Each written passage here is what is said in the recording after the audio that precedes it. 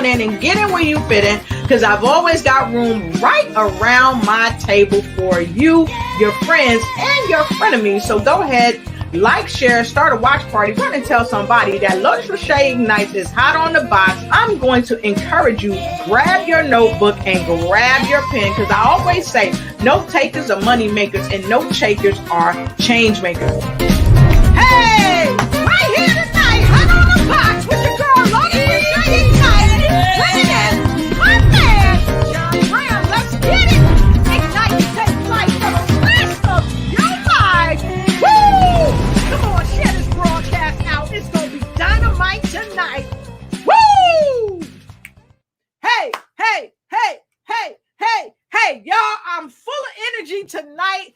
Let me tell you, I know y'all might be saying, Lotus, you always full of energy. You right, because I got this one life to live that God has given me. You know, y'all call God, I call God, God, Yahweh, Jehovah, whatever. Look, my curl is even excited. My curl is even excited. So look, I'm just going to tell you like it is. Get your notepad, baby. Get your pen, get your pencil, get your eyebrow. I wish I had my makeup case here, and I'll just grab my eyebrow pencil out, your eye, whatever, your lipstick, because tonight, I've got a great guest on with me tonight, Mr. Keeping It Right, Keeping It Tight. Mr. John Graham is coming in the house tonight. He gonna do it right, but guess what? This thing is gonna be so fire.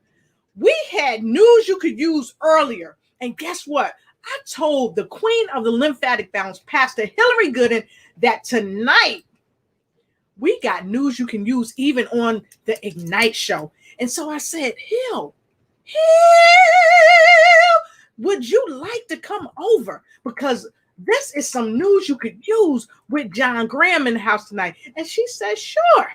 So tonight I have got the phenomenal Hillary Gooden in the house with me tonight.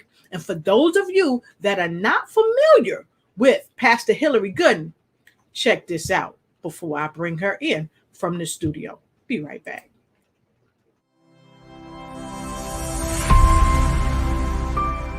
Hi, busy women leaders. I'm talking to you. Are you juggling your family, your business, your career, and your health? Afraid that if just one ball drops to the ground, everything could fall apart because everybody's looking at you. You're stressed and overwhelmed. You're looking for answers, for help that's real help, for solutions. I have Vibrant Life Solutions that can help you. I am Hillary Gooden, the Vibrant Life Coach, author, speaker, lymphologist, and pastor. I empower busy women leaders with strategies to reduce stress and anxiety while increasing energy, clarity of mind, better sleep, better health, and vitality. Oh yeah, and boost your immunity. If you're ready for that, you say, you know, I need that in my life right now. Let's connect. You can reach me at www.hillarygooden.com. You can direct message me on Facebook or LinkedIn at Hillary Gooden. Or else if you would like to get on a free 20-minute strategy call, a clarity call, go to bit.ly/Hillary Gooden.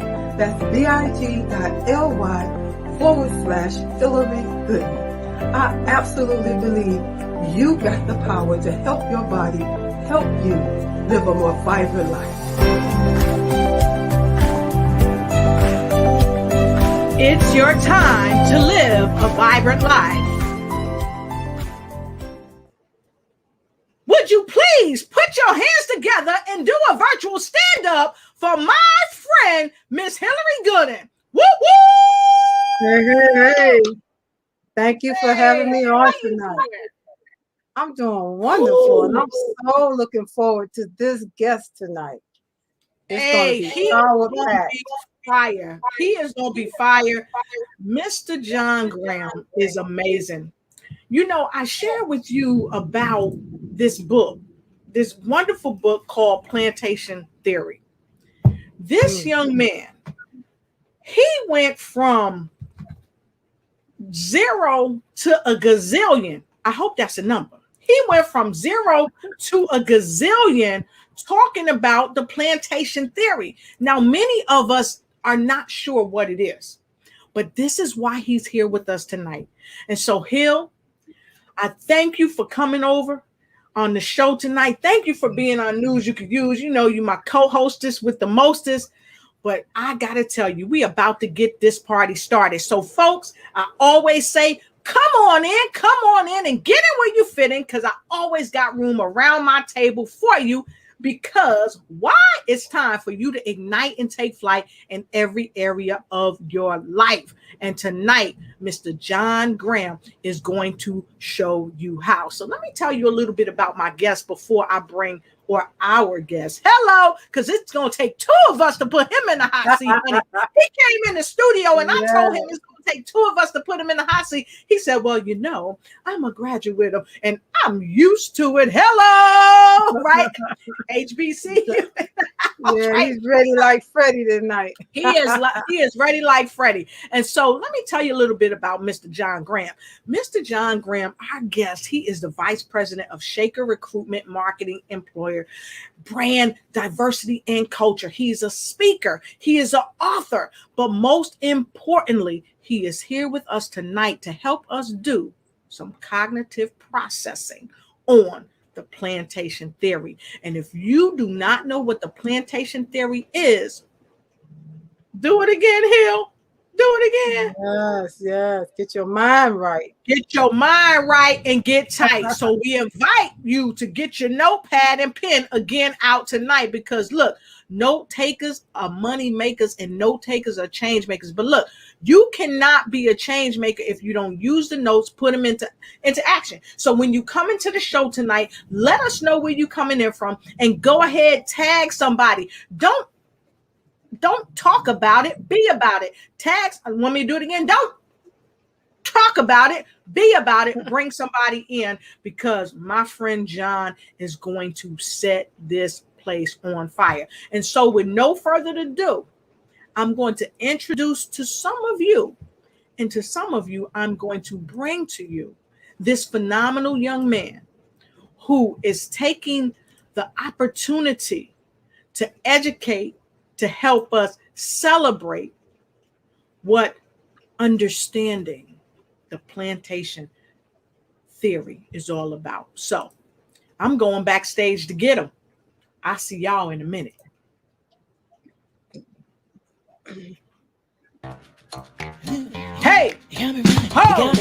Hey! Yes, who's here tonight? Mr. John Graham, Vice President, Shaker Recruitment, Marketing, Employer Brand, Diversity, and Culture. Come on and get in where you fit in, as he's helping global companies discover the essence of who they are at their core.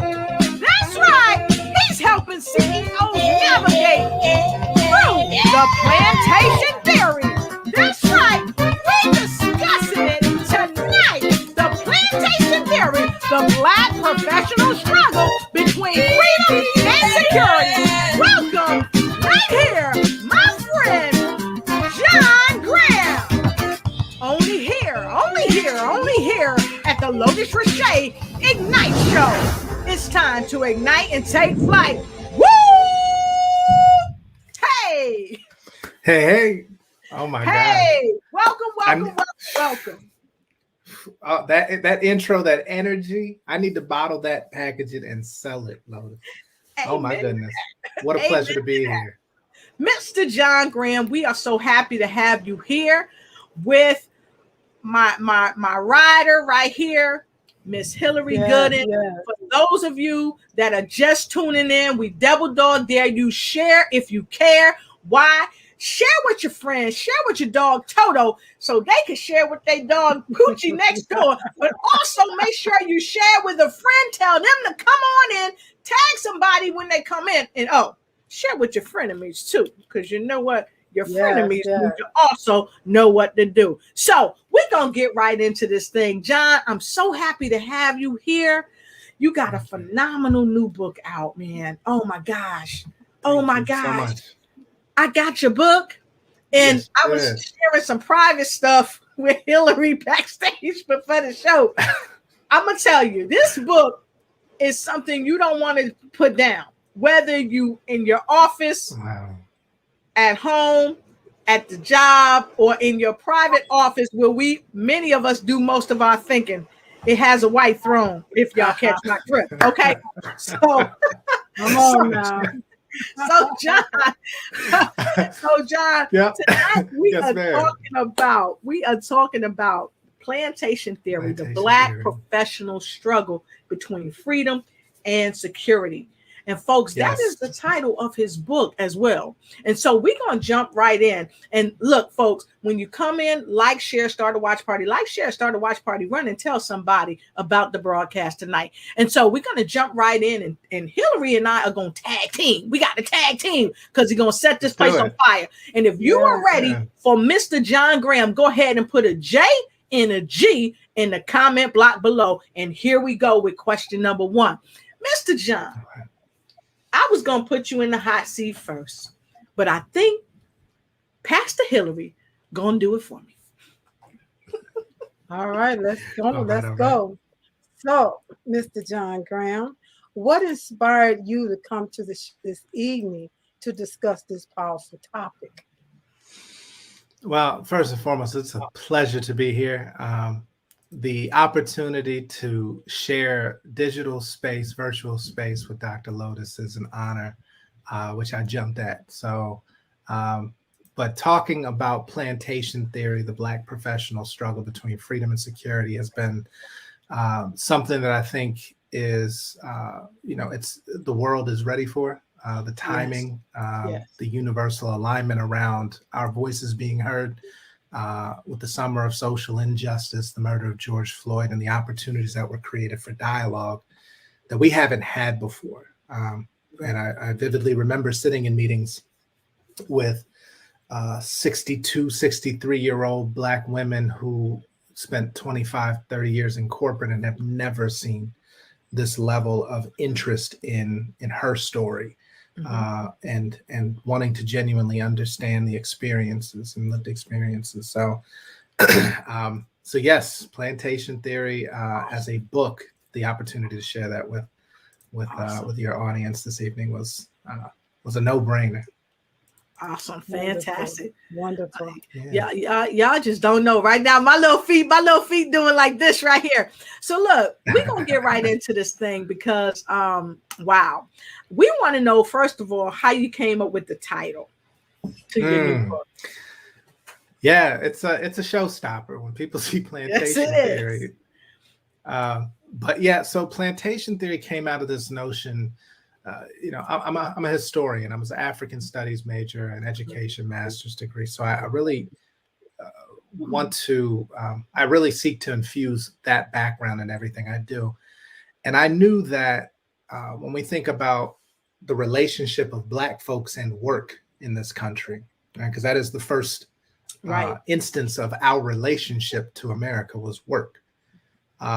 But if you think about 1866, when you have 4.5 million newly freed Black folks with no job opportunities, no education, no means of sustaining their own lives or livelihoods, and are now forced to compete with those who formerly enslaved them, as well as an influx of immigrants coming from all over the world, South America, Eastern Europe, Western Europe, and so forth. In that first few years, over a quarter of that 4.5 million people died. So over 1 million plus people died due to starvation and disease and neglect. A very small majority went on to lead independent lives, whether through migration to other countries or other states for better opportunity. But the majority of those 4.5 million, or the remainder of those newly freed Black folks, ended up back on plantations or in those type of labor conditions as now sharecroppers or hired hands. Mm-hmm.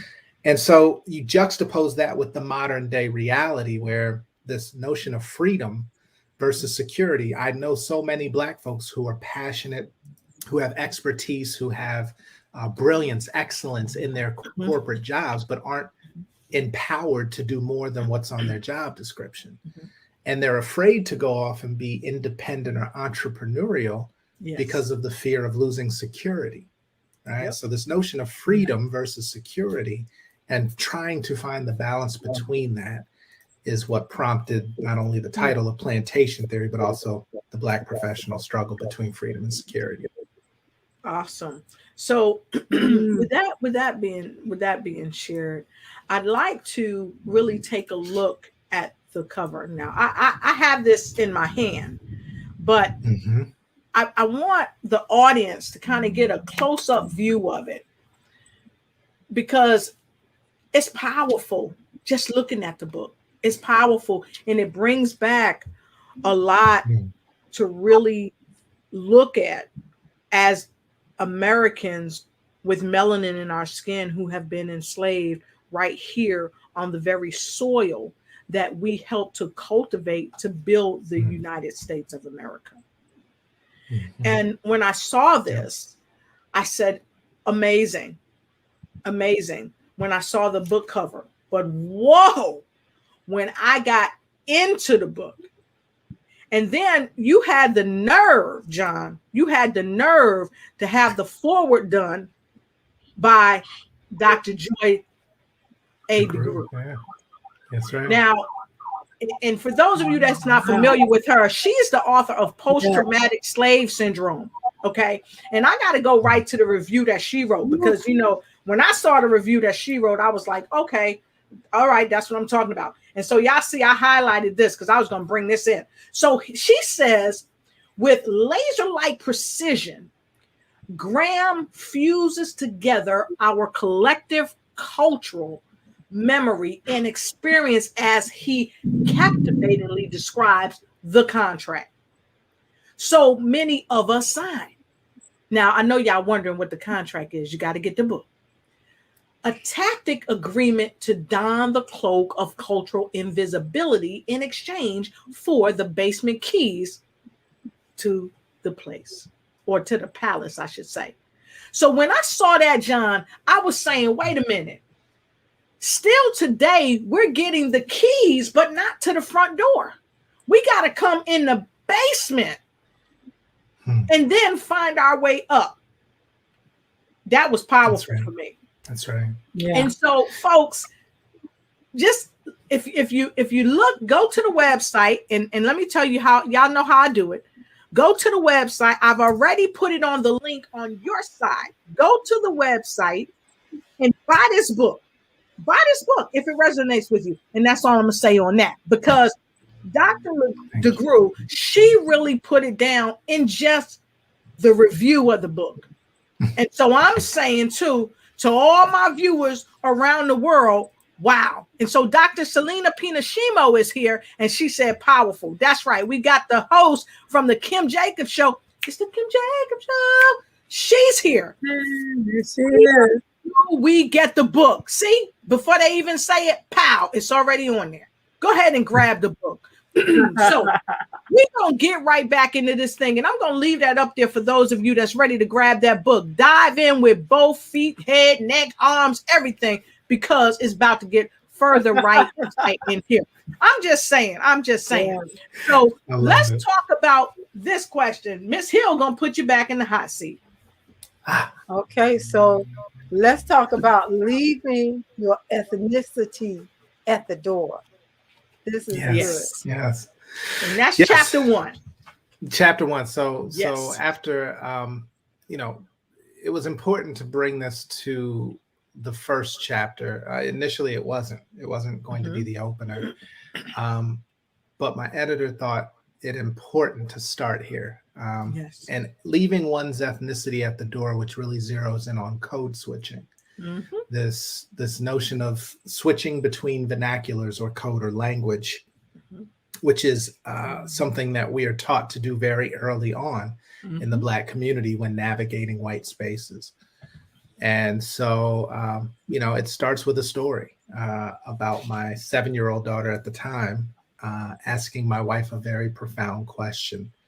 And I'll spoiler alert this one because I won't give up too much. But Right. the question she asked nearly paralyzed my wife in terms of being able to answer. And so my wife came to me and said, you got to talk to her. I don't know how to answer this. And so the question that was asked was, Mommy, why do you change your voice when you call the school and when you call the doctor's office? Yes. And my daughter could perceive the difference in the way Mommy talked. Mm-hmm. And so when she asked me, and I told her the truth, I said, Mommy changes the way she speaks to white people so that they aren't scared. Mm-hmm. Right. And this is a notion that a concept that we have to wrestle with as we think about opportunity, as we think about reducing threat perceptions, Yes. Which I talk about in the book, and putting dominant class at ease. Mm-hmm. And this can mean the difference between getting a job, whether it's on the phone screen with a recruiter, or reducing, even shrinking in size, changing the octave of your voice when you're in physical spaces. So exactly. This is something that had to be done over centuries so as not to offend the sensibilities, as it were, of overseers, masters, and white dominant culture in general. Exactly. So we get into it. So here's the thing. I'm gonna try something right quick. See if we can add a little flavor behind us. That might be a little too busy, but look, A lot of folks, y'all just saw that change, right? Y'all just saw that change, right? Yeah. And this is the change we do. We get colorful like that. We make up some stuff. So I want to ask all of you, do you identify with what John just said? Have you done it yourself? If you've done it yourself, say, I have. Say, I have. Okay? Because here's the thing. I have too. I think many of us in the United States and globally, because I've traveled all around the world and I've seen this just about everywhere I've gone. And so we're not preaching to the choir. We already know that this exists. But what I love, John, is that you talked about the code switching. And if any of you out there knew what code switching was before now, go ahead and put a 3 in the comment block below if you knew about what code switching is. And if you don't, put a number 4. If you didn't know, because it's okay. That's why you're here for the Lotus Riche Ignite show, because we ignite and take flight in all the coldness of your life. Okay. So let's talk about the code switching and how you learn this while you was watching your mother execute it with excellence. Because in the book, you talked about it. I got notes and everything down here. So let's talk about that. Yeah, you'll have to figure. Okay. Can you hear me? Okay, sorry. Yes, it's okay. You have to forgive me. My daughter's actually trying to FaceTime me as we speak. Okay. So anyway, yes. So I wait, John. You might want to that, take that call, John. Watching. John, you might want to take that call. She might say, "Daddy, why didn't you take my call?" Baby, I'm on a call right now. I cannot talk. You got to stop calling. And I muted him, y'all, because that's his private business with his daughter. And guess what? She might come on the show and say, Miss Lotus, why my dad couldn't talk to me on about the code switching. So John. All right, we're back. We're back at it. Thank you. We adapt in these COVID streets. Yes, we do. Yes. So I grew up watching both of my parents who were professionals. My father, was management at a very large auto manufacturer, executive side, corporate side. My mother, was corporate as well. Both of them master's degrees. But my mother opted out of corporate and started her entrepreneurial venture rather early. So as I'm watching how both of them navigate, I noticed how my father, spoke when he was around work colleagues or at work events. In primarily white settings. I saw how my mother trained. She had a consulting firm that did outbound and inbound telemarketing services and trainings for major companies. Right. And so she would train these these telemarketers on how to give what she called good phone, right? And so it meant altering how they sounded so that the person on the other end would never mistake them from anything other than what they perceive them to be through the sound of their voices. And so I talk about how, I heard, Jamal's turned to James's and Maria's turned to Mary's, by virtue of being able to code or cloak their ethnicities on these phone calls. Yes. But just watching that, of course, I absorbed these things because I saw the responses and the reactions that they would give. However, there's also something to be said when you can code switch so well that when you have a phone screen interview, yes, and then you show up in person, the person is not ready for you to look like what you look like based on what they heard on the phone. Yes. So in some cases, it all caused some awkward moments. Yes. Because when you show up, it's like, oh wait, we had this great dialogue on the phone, but how could we have had this great dialogue on the phone and then you show up and you're a man or a woman of color? And I've seen people and I've heard of people who've gotten jobs, but because they thought they were Caucasian, they were hired. My previous supervisor at a place that I won't name, he got a job at a high level of security because they thought he was a Caucasian man. But only after securing the job, one day in a meeting, it came out that he was not a Caucasian man because 2% of black blood makes you a person who is a person of color, right? So I am very, very familiar with that. And many years ago, back in the 40s and stuff, and probably even beyond that, people, they kind of hid the fact that they were a person of color because of the prejudice that they witnessed in this country and abroad. That's right. So what they did, they downplayed it. And I talk about this book by Bell Hooks all the time called The Sisters of the Yam. And she talks about playing fool to catch wise. Because years ago, we were persecuted for even reading. And God only knows what would happen if they found out we was on Facebook Live doing the show. So the vernaculars that we use has helped us. And the code switching has helped us kind of take a second step above when we talk about playing the game of life. Because the playing field is not balanced.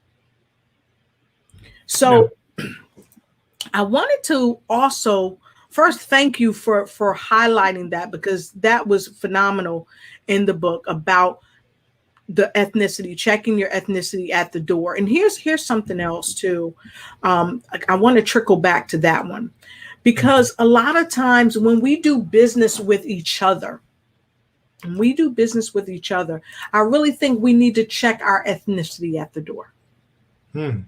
Because oftentimes we come in the door and we're thinking that we should receive some other than treatment because we're the other that you say other in the book. Okay. But you don't say this.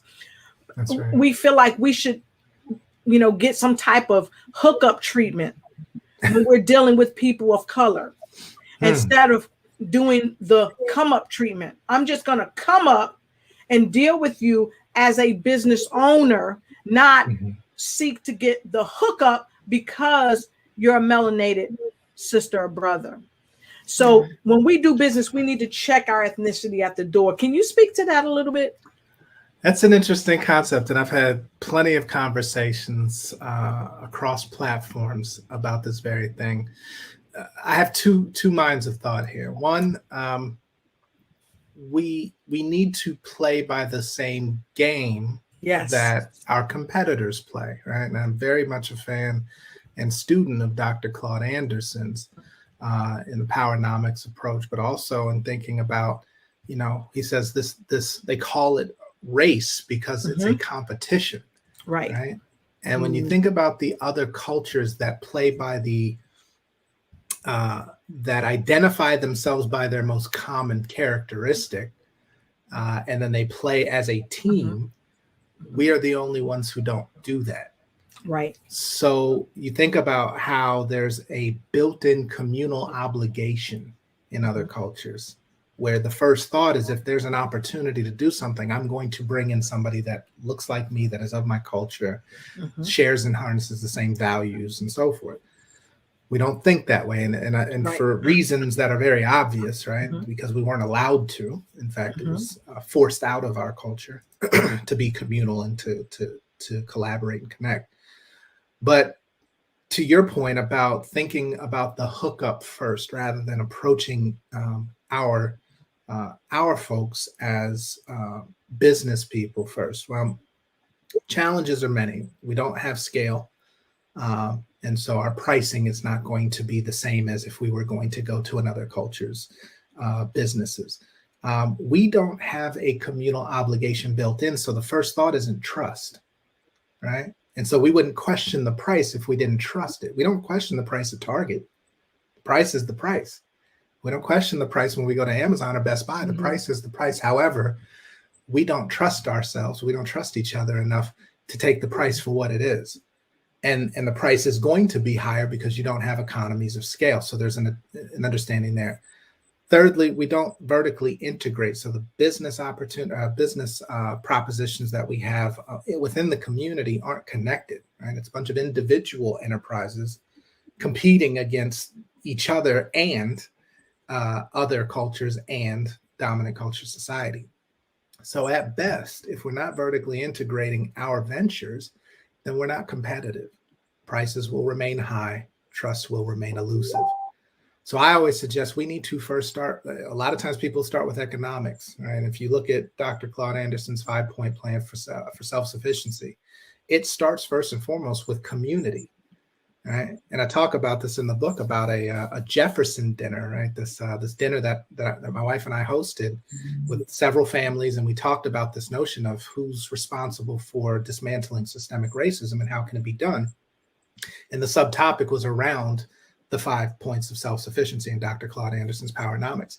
We couldn't get past community from 6:30 p.m. to 1:30 in the morning because it was such a disconnect between, we had examples of economic success. We had examples of political leadership from Reconstruction to, President Obama. We've had media control, with Ebony, Jet, Essence, OWN, Revolt, whatever you name it. We've had education. We have 107 HBCUs, but the one thing we do not have is communal obligation and trust.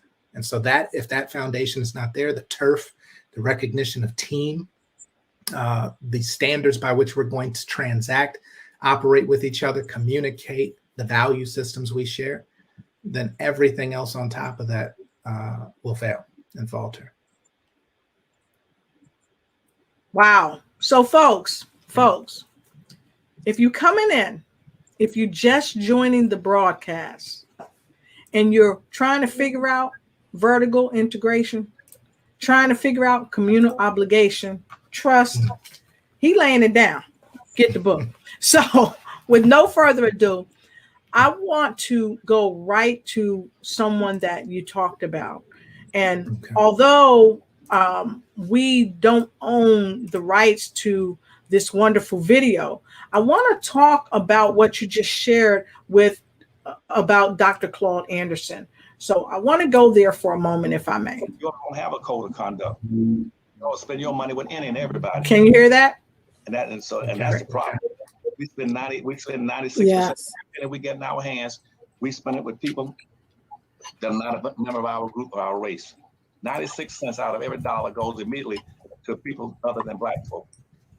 And we got a $1.3 trillion budget that passes through our hand annually. We don't spend it with our Black people. We impose poverty on our own people. People are more concerned about buying Black now and supporting Black-owned businesses than ever before. I'm sorry. So I'm going to stop it right there, because here's something that you said: trust, communal obligation, and vertical integration. And Dr. Claude Anderson made a very powerful statement. We don't do this. We don't do that.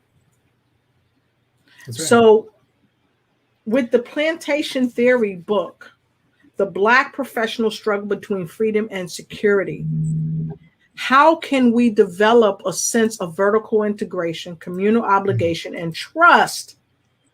How can we do that? Can you give us maybe 3 tips on how we can do that? And folks, I always say note takers are money makers. So if you have not taken a note, what are you waiting for? You have precisely, without a doubt, you've got 30 seconds. Get your notepad and pen before Mr. John Graham goes back in. You've got 30 seconds. Here goes. It's your time to get in where you're fitting with Lotus Richeignites and our fabulous visitors tonight. What? The queen of the lymphatic bounce, Miss Hillary Gooden, and our guest, Mr. John Graham, as we are talking about this amazing book, The Plantation Theory, the Black Professional Struggle Between Freedom and Security. All right. And so we've talked about this wonderful book with our phenomenal guest, Mr. John Graham, and of course, Miss Hillary Gooden is highlighting it over here tonight. And we just talked about a couple of things, and these things are vertical integration, communal obligation, and trust. And Mr. John Graham is going to give us 3 tips to help us with these ideas, concepts, and things we need to embrace. So I hope you got your pen and your pad, because note takers are change makers. John? Yes. So I'll simply say there's a couple of things. One is a little bit unorthodox. I've said before that I think the most pressing example of our communal obligation at play, our ability to coalesce, connect, collaborate without question, is at a cookout. When the cha-cha slide comes on at a cookout, what happens? People look around, they get up, they go to the floor, they get ready, and they go. Did anybody take a poll, get consensus? Are we going to do the same steps together in time, in rhythm, in unison? No, it happens naturally. So it's not a matter of capability. Yes. It's what are we applying that communal obligation and connection to? So that's one. Right. Just study the cookout next time you go, and just watch those moments of where we don't need consensus. If you think about Black Wall Street, Tulsa, Oklahoma, if you think about the hundreds of Black thriving communities, Tulsa being probably one of the most successful and most well-known, vertical integration meant that each business owner, each member of the community had a part to play for the success of the whole. This unfortunately disappeared, was disintegrated or destroyed at the point of integration, right? When 1964 Civil Rights Act, Black communities now had access to white communities, patronizing white businesses, leaving their communities to go to white schools and so forth. What we know is that we still have a generation or two in some cases, if we're fortunate, who lived through those times, who had to rely on Black-owned businesses because there was no other option. Start talking to your elders. Yes. Find out what the daily commitment looked like. What sacrifices did they make to ensure that they supported their neighbor, their local corner stores, the local repair shops, business people in the community and organization, and take notes. There are blueprints for this, right? This is not, again, a foreign concept. We've done it before. And I'll say lastly, start having more conversations about open creativity of what a new Black community would look like. And I don't just mean places where Black folks live, because that doesn't necessarily make it a community. That's more of a neighborhood. And in this case, a lot of times we don't even know our neighbors' names. But what would it look like if you were to dream of a new community where there were, and start by thinking about what would those requirements be to live in the community? Think almost like a homeowners association, right? What would that agreement be for membership and maintain status within this community? and start to think about what are the requirements? How are we going to greet each other? How are we going to transact, engage, support, hold accountable without, admonishing, but to support and uplift? Like, these are the conversations. We're PhDs in our traumas, but it's hard to create and fathom what freedom would feel like if you've never tasted it. And so I would say, let's commit more energy to speaking of what the future could look like. And there's plenty of blueprints and resources around to fuel those conversations. Awesome. I love it. And so as we talk about conversation, I want to go right to our viewers, and I want to thank each and every one of you for coming in tonight, especially those of you that join us week in and week out, sometime almost every other day. You're here with us, and we're happy to say thank you to you. So thank you, Angela Elting from Washington, D.C. We're happy to have you. Hill, who else do we have? Oh, we got, wow. Celestine. I'll go with Celestine Kombaka. Might said that right. Watching from Kenya, Nairobi. It's lit, though the date has passed. All right. I know.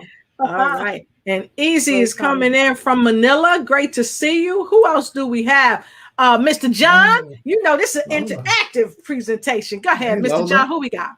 What's going on, Lola? That's a very good friend of mine as well. Brilliant sister. Fantastic. And of course, we got Kim Jacobs from the Kim Jacobs Show. She says, hi, John. Hi, Lotus, Riche, and Hillary Gooden. She said, wow, great topic. And of course, we asked folks to give John some love coming in the house. And of course, we got some J's and some G's put together. JG. All right.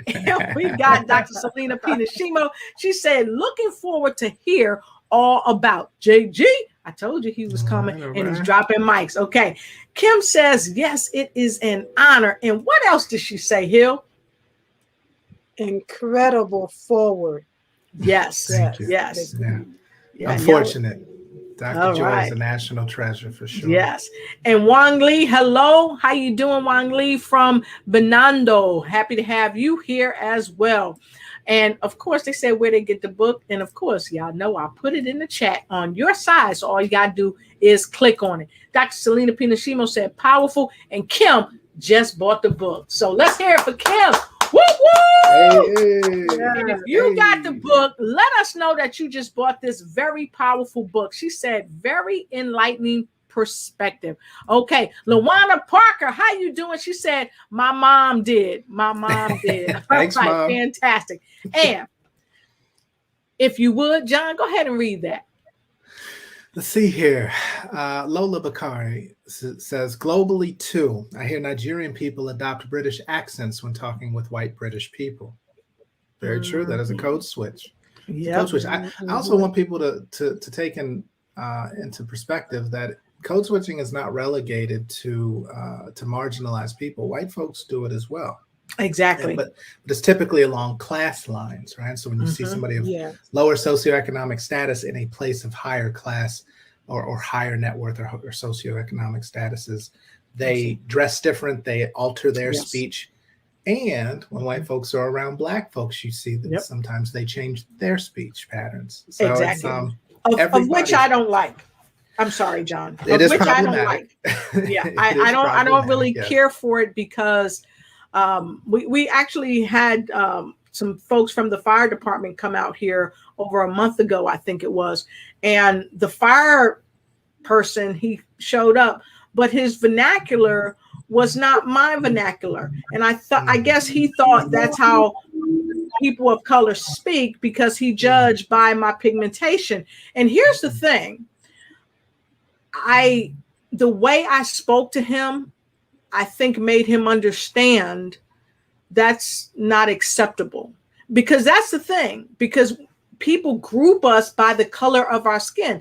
Even Caucasian people, we group them, many of us, by the color of their skin. Chinese people, African people from Africa who have darker pigmentations, we group them.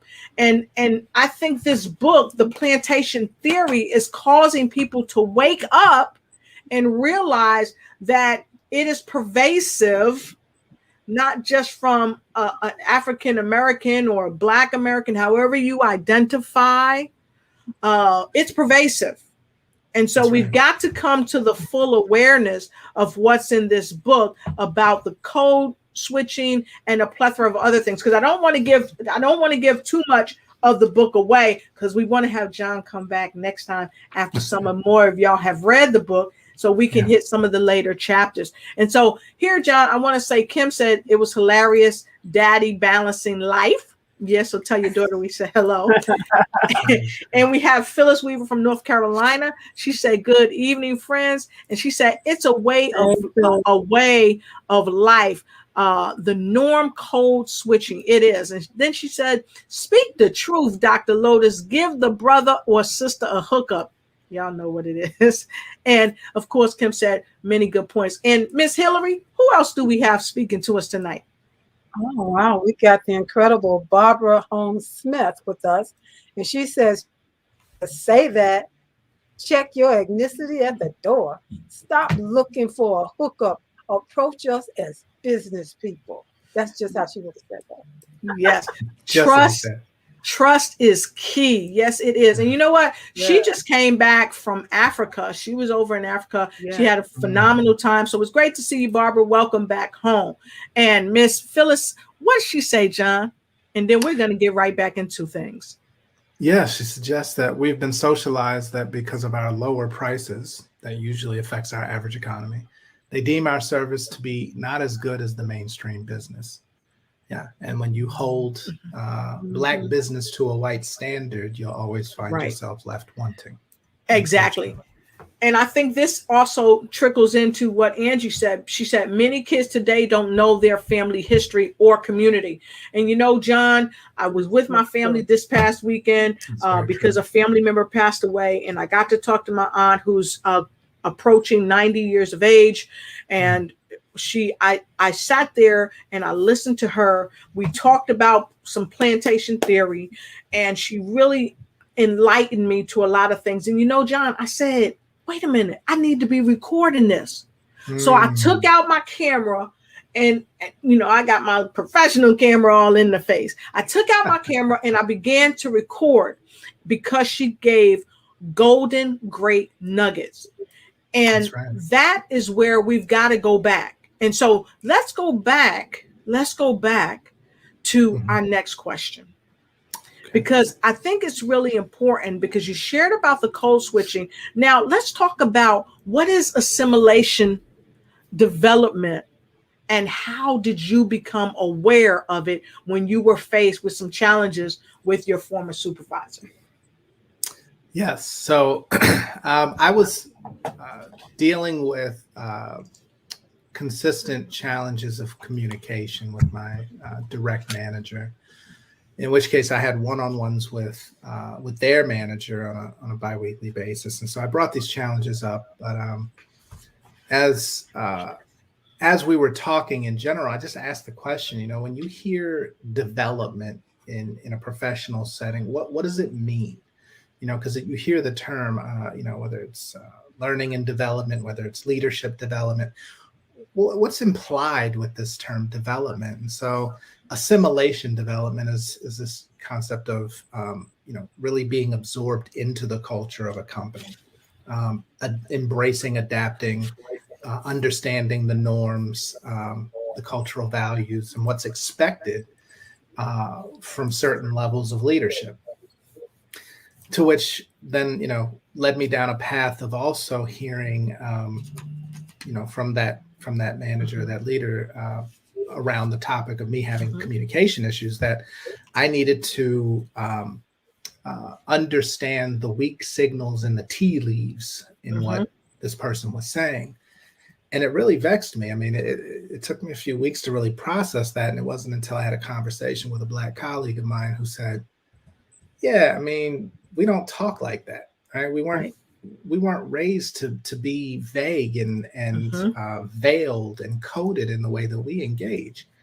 And so after digging around and really thinking through communication styles culturally, I was reminded that African-centered cultures don't have gray areas in speech, right? Things are very absolute. Either they are or they are not. Right? Exactly. We don't deal in this veiled encoded language, but it's a very Eurocentric concept or notion to withhold your intention, to be veiled and not direct. And that then led me into a whole nother study, which I don't talk about in the book, but I've hosted clubhouse rooms around the hidden language of corporate America. Yes. And there's an entire psychology theory or psychological theory called pragmatics or conversational pragmatics by Paul Grice, which talk about these embedded cultural norms of placing the burden onto the listener to understand what's being said. Rather than the speaker being direct, transparent, and honest. Yeah. Because transparency and honesty are not synonymous, right? We hear transparency, we think honesty. That is not what honesty, that's not what transparency actually means. Right. So all of these things coming to the forefront of understanding that we don't speak the same language in corporate America, right? This notion of assimilation doesn't factor in that unless you're in proximity or have access to dominant culture, language growing up, or going to a historically white institution, then we as Black folks at best are speaking about 80% of English. Right. And if you understand the history of European culture, especially around nobility, this notion of politeness and not offending the sensibilities or being offensive is built into the way that they communicate. And you realize who colonized America. Then things start to add up and make sense as to why this practice is baked in. And they did studies, and children at 5 and 6 years old, white children were doing this that young because it's modeled in the home, it's modeled in the schools, in media, and their churches or sports teams. Like, it's reinforced societally from dominant culture.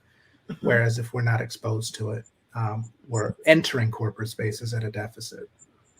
Exactly. And so I want to share something with the folks.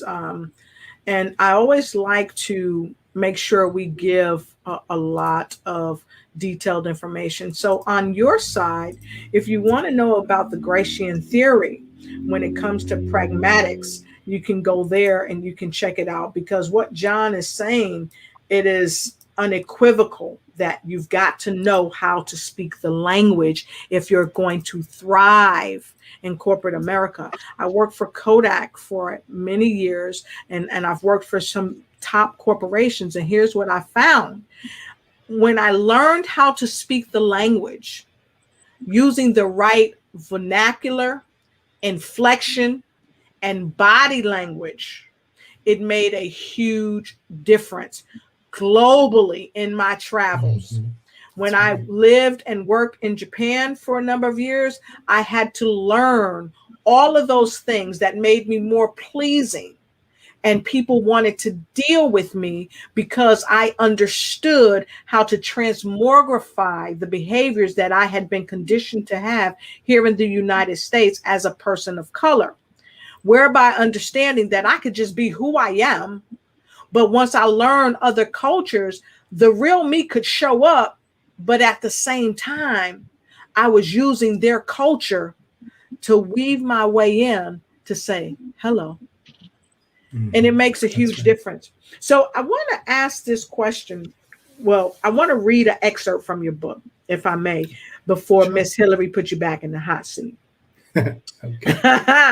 So in your book, you went, and this is in code switching. I want to go here for a minute because this part really stuck out to me. It says, this stealthy identity shift was mainly because my mother would develop the scripts.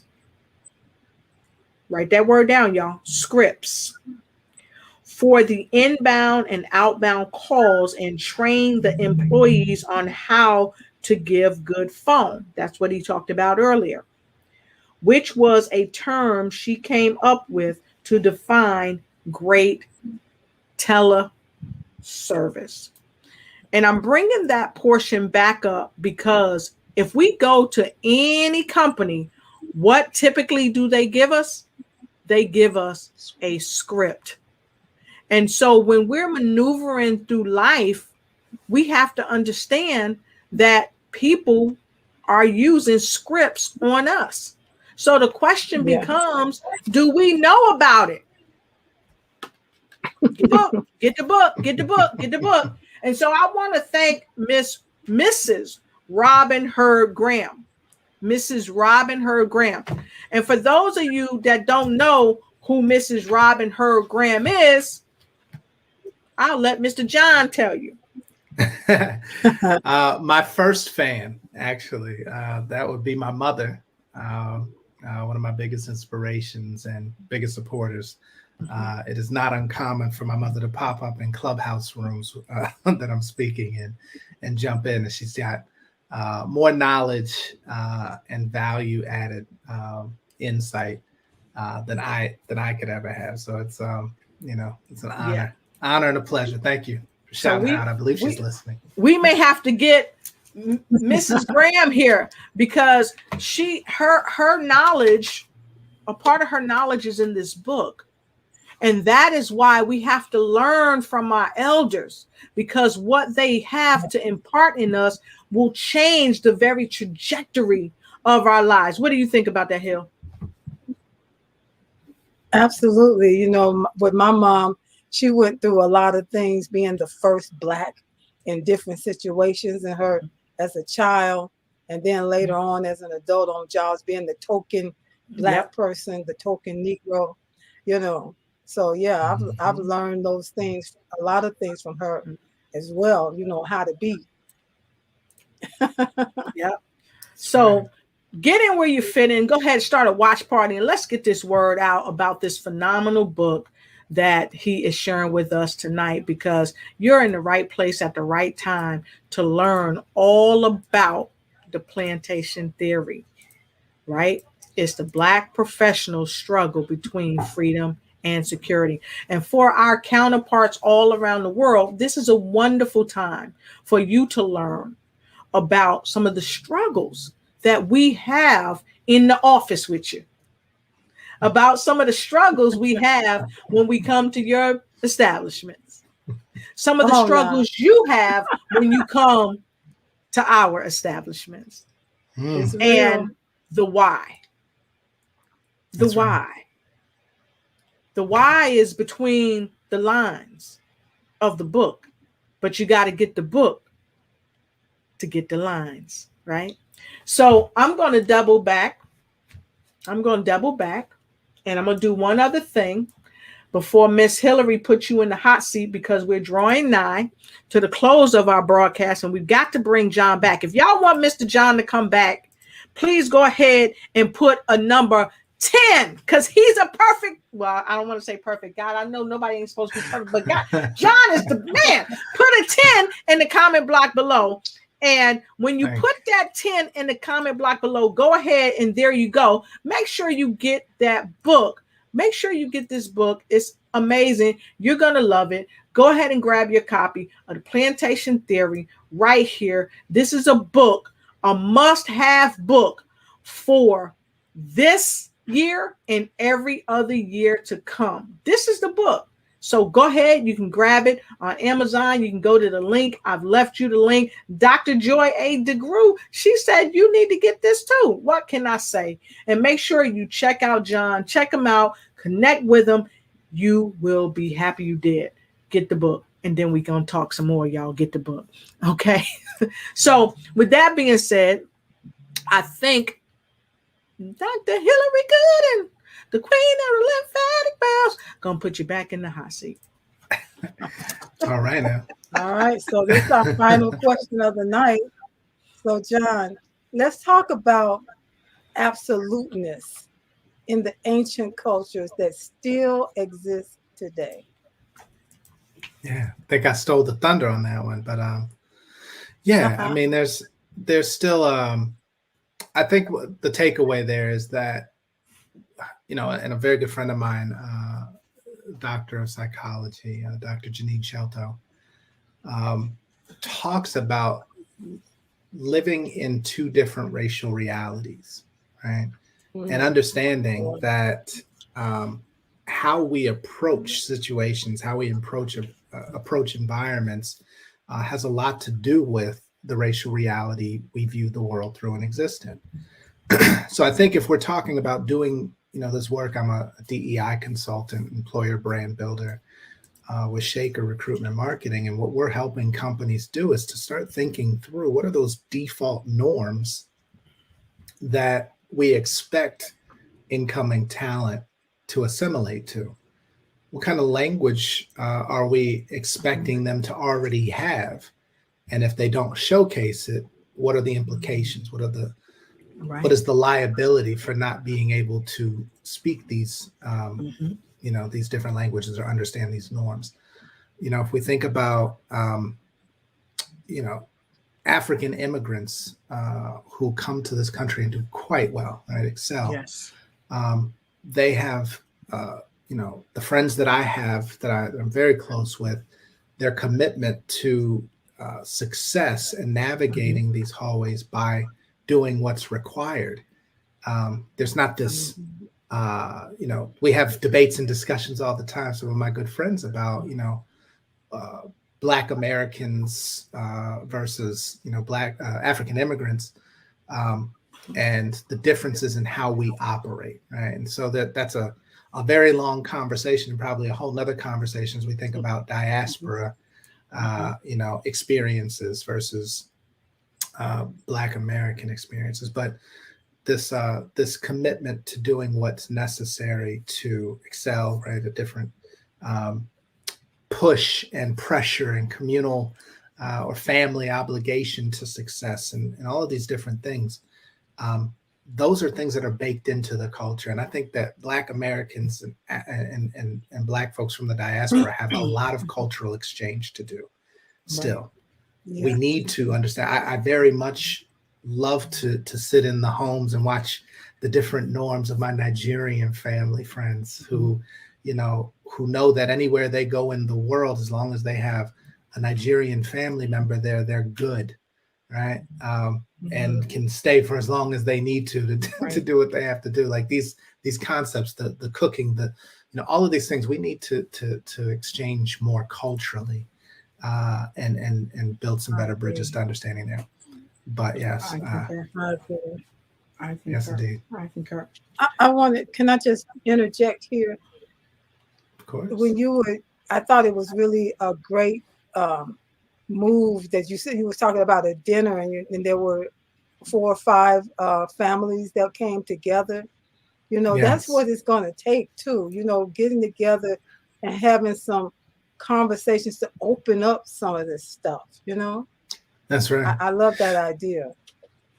Absolutely. Yeah, it's right. It's not a notion that I came up with. A very good friend of mine who hosted what's called a Jefferson dinner. I sort of expanded on the theme and made it a Jefferson Obama dinner, but it's this notion of bringing brilliance together, right, from different walks of life, yes. Different industries, different backgrounds, socioeconomics as well, and having a discussion around a singular topic. Right. So it doesn't leave way for, getting off topic, but you're bringing this collective brain power together to really dig into some complex issues. And it's amazing what you get out of it. I mean, it's the concept of diversity in the workplace and all of the benefits that having diverse perspectives brings to a business solution. Why aren't we doing these kinds of things in our homes, in our personal time amongst families from different backgrounds, walks of life, and socioeconomic beginnings? Yeah. It's amazing. Yeah. Thank you. Looks. So, Dr. Lotus, you just kind of letting this kind of flow on the wave. So listen. I said, Hillary, you trying to you trying to burn his booty up, ain't you? You just went there. So we do have one. we do have one last question that we're going to ask Doc. I call him Doc. But listen, folks, if you have a question that you want to pose, and thank you, Miss Phyllis. She got the book. Thank you so much. We appreciate you. We appreciate you. Love it. Love it. Thank you so much. And I'm gonna thank you right now, John, for my autograph copy of the book. Hey. I appreciate you. I'm happy to invest and support you in this movement and this way of life, right? Way of life. And Phyllis said, thank you for all these golden nuggets and the nuggets. Y'all don't forget the nuggets. It's the little morsels that fall off the big nuggets, right? So listen, folks, we're going to come back. We're going to take a quick break. We're going to come back with the final question of the night, and then our final words of wisdom, because we are just past the top of the hour. But this has been a remarkable show. And for those of you that's just joining us, make sure you hit the replay, because the topic is fire. Plantation theory, the Black professional struggle between freedom and security. So look, we'll be right back. And if you still have not gotten your notebook and your nuggets, and you still have not gotten your book, what are you waiting for? Move into action. We'll be right back. Thank you for watching the show, and be sure to follow us on Instagram, like and share, and let us know that you care. Also, let us know what other type of shows you'd like us to present just for you. Thank you.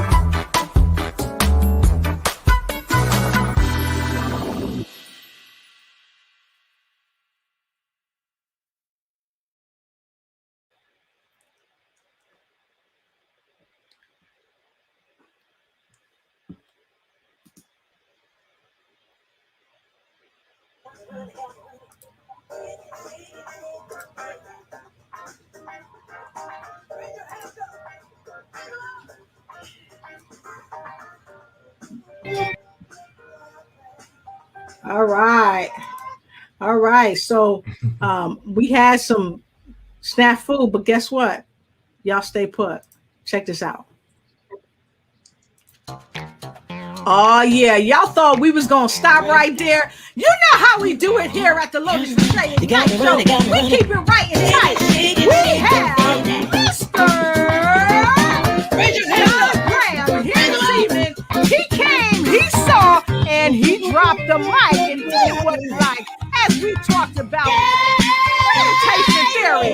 He's been helping people all around the globe with their companies discover the essence of who they are and who they want to be. Now join in with me and grab that book, Plantation Theory, as we discuss the plantation theory, the Black professional struggle between freedom and security. Woo! Share this broadcast only here on Lotus Richeignites. Keep it right and tight with John Graham and get your Plantation Theory book tonight. Come on.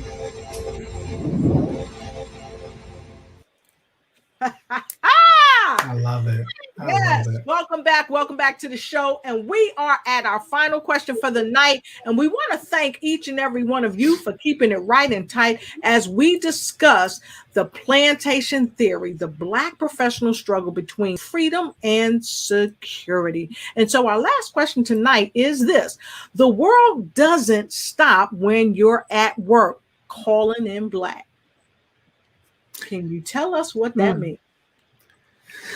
Yes, I can. I think it became more familiar in the past year, especially with the murder of George Floyd, and this notion that when something so traumatic happens that we see, and we see it on repeat, when we see the killing of somebody that looks like our brother, our cousin, uncle, father, sister, mother, auntie. And then we have to go into work the next day. And we're sitting in meetings where people are asking about deliverables and project timelines and costs and things that are so far out of your mind because you're still dealing with and processing what you've seen, witnessed, and your own fears, fears for maybe yourself, fears for your family members and loved ones who may be at risk just walking out of their homes. And so this idea of calling in Black or calling out Black and taking that time for mental health to really sit with and process the emotions you're dealing with, and being confident in taking that space and taking that time to not go into what can sometimes be hostile environments or indifferent environments. And I talked about an experience back in 2016 when the world witnessed Philando Castile's murder on Facebook Live. Mm-hmm. You know, when I went back into work, I had coworkers asking me, how was my 4th of July? And I was so withdrawn. I was angry. I was hurt, scared. And for that not to even be on their radar. Mm-hmm. Right. And so now I think, with not only a pandemic, but also the world's coalescence around action and social justice and conversation and dialogues that haven't been had, and a focus on mental health and the importance of it. This idea of taking that space and taking that time to really collect your thoughts when you just aren't feeling it, right? Mm-hmm. And take care of yourself and your own mental health before returning to these environments at work. Right. Awesome. So, Miss Hillary, well, I really want to say, what do you have to say in regard to what he said? And then we'll go right into our golden wisdom nuggets, final words of wisdom after Dr. Hillary. There were times I worked predominantly with all Blacks, and there were a few whites. So that was a whole nother situation, and we had quite a few Africans that worked with us. But what I found amazing is that, just like what you were talking about, you come in after some horrific event happened and you come to work and people weren't talking about it. Yep. These are African American people. And I'm thinking, am I the only one here? How could you just go with the day like it's just any other day? I don't get it. Mm. What is that? I don't even know what that is. So I can only come from that perspective, but I've seen the same type of thing working among my own. So right. I don't even know what to call that, Graham. You would have to help me out on that one. Yeah. And I just wanted to say that. Yeah, I appreciate you calling that out. Sometimes we don't have the language, nor do we have the security, right, to bring these topics up in a work environment, because historically these are things you don't talk about at work. Right? Exactly. Politics, religion, race. Mm-hmm. And sometimes you can't even talk about them at home, because your parents oftentimes has been so socially modified not to talk about it out in the open, and they don't want to talk about it behind closed doors, because let's face it, it is a tough subject. And what do you tell your children when they're looking at you looking for answers? And sometimes you don't have the answers, and that's real talk. That's right. Yeah. We got to talk about it, and that's what your book is doing. And I think it's awesome, that you've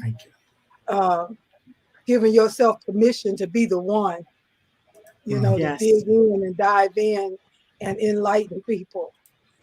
Yeah. And that's powerful. That's powerful. And so as we talk about being enlightened, we talk about really learning more and doing more. As we begin to close, go ahead and share your love with John tonight. I encourage you, if you want to change your life, if you want to change the life of someone that you know and that you love and that you care about, I encourage you, go ahead and get the book. It will help you.